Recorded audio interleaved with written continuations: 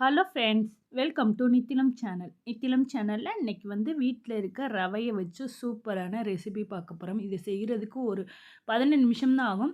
Taste அருமையாக இருக்கும். School விட்டு வரும் குழந்தைங்களுக்கு உடனடியாக செய்யக்கூடிய இந்த ரவை ரெசிபியை கண்டிப்பாக பார்த்துட்டு ட்ரை பண்ணுங்கள். 1 கப்பு ரவை, அது கூட 1/4 கப்பு மைதா இல்லைன்னா கோதுமை மாவு, 1/2 கப்பு ஒயிட் சுகர் சேர்த்துக்கிறேன், கொஞ்சமாக முந்திரி, 1/2 ஸ்பூன் சோம்பு, 1 ஸ்பூன் ஆயில் சேர்த்துக்கிறேன், ஒரு பிஞ்ச் அளவுக்கு சால்ட்டு சேர்த்துட்டு முதல்ல ஈவனாக மிக்ஸ் பண்ணிக்கிறேங்க. ஆயிலுக்கு பதிலாக நெய் கூட சேர்த்துக்கலாம்.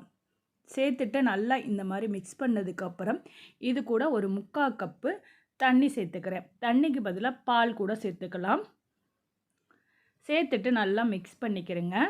ரவை ஒரு 10 நிமிஷம் ஊறுச்சுன்னா நல்லா சாஃப்டாக இருக்கும். அதனால் இது நல்லா இந்த மாதிரி இலக்கமாக மிக்ஸ் பண்ணிவிட்டு இதை ஊற வச்சுருங்க.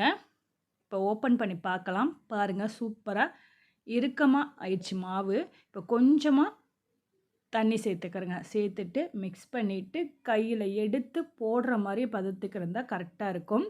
இப்போ மாவு சூப்பராக ரெடி ஆயிடுச்சு. ஒரு கடாயில் ஆயில் சேர்த்துருக்கேன். ஆயில் நல்லா ஹீட் ஆனதுக்கப்புறம் ரெடி பண்ண மாவுலேருந்து குட்டி குட்டி சைஸில் நான் போட்டுக்கிறேன். உங்களுக்கு எந்த மாதிரி வேணுமோ அந்த மாதிரி போட்டுக்கிறேங்க. ஒரு பக்கம் வெந்ததும் அடுத்த பக்கம் திருப்பி விடுங்க. நல்லா பிஸ்கெட் மாதிரியே சூப்பராக மொறு மொறுன்னு, வெளியில் மொறு மொறுன்னு, உள்ளே நல்லா சாஃப்டாகவும் நல்லா டேஸ்ட்டாகவும் இருக்கும். பாருங்கள், ஒரு பக்கம் வெந்துருச்சு, அடுத்த பக்கம் திருப்பி விடுங்க. நல்லா இந்த மாதிரி கலர் சேஞ்ச் ஆகி அந்த ஆயில் சலசலப்பு குறைஞ்சதுக்கப்புறம் எடுத்துக்கலாம். பாருங்கள், பார்க்கவே சூப்பராக இருக்குது. டேஸ்ட்டும் அருமையாக இருந்தது. கண்டிப்பாக ஈவினிங் டைமில் குழந்தைங்களுக்கு இந்த மாதிரி செஞ்சு கொடுத்தீங்கன்னா விரும்பி சாப்பிடுவாங்க.